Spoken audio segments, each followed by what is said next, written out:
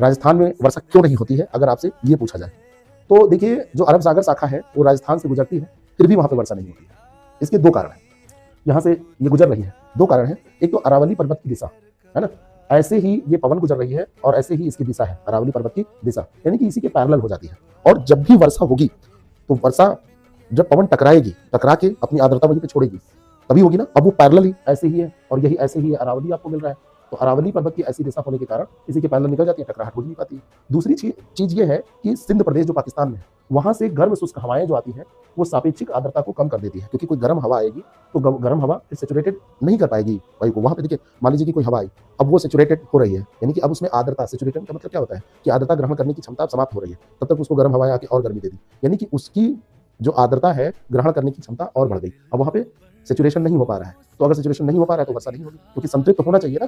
तो सिंध प्रदेश से गर्म शुष्क हवाएं आ जाती हैं राजस्थान में, तो दो कारण है। अब यहाँ पे ये बरसना था, नहीं बरसेंगे क्योंकि इनकी क्षमता और बढ़ जाएगी, तो ये और आगे लेके जाके ढो सकने में सक्षम हो जाएंगे। तो ये दो कारण होते हैं। तो कोई भी कभी आपसे सोते जागते पूछे कि राजस्थान में वर्षा क्यों नहीं होती, तो आप बताइए अरावली पर्वत की दिशा जो मानसून पवन है उसी के पैरेलल ये दिशा होती है, और दूसरी सिंध पाकिस्तान जो क्षेत्र है वहां से ये शुष्क गर्म हवाएं आती है। तो राजस्थान के लिए पाकिस्तान ना आतंकवादी दृष्टि से सही है और ना ही ये ज्योग्राफिकल दृष्टि से सही है।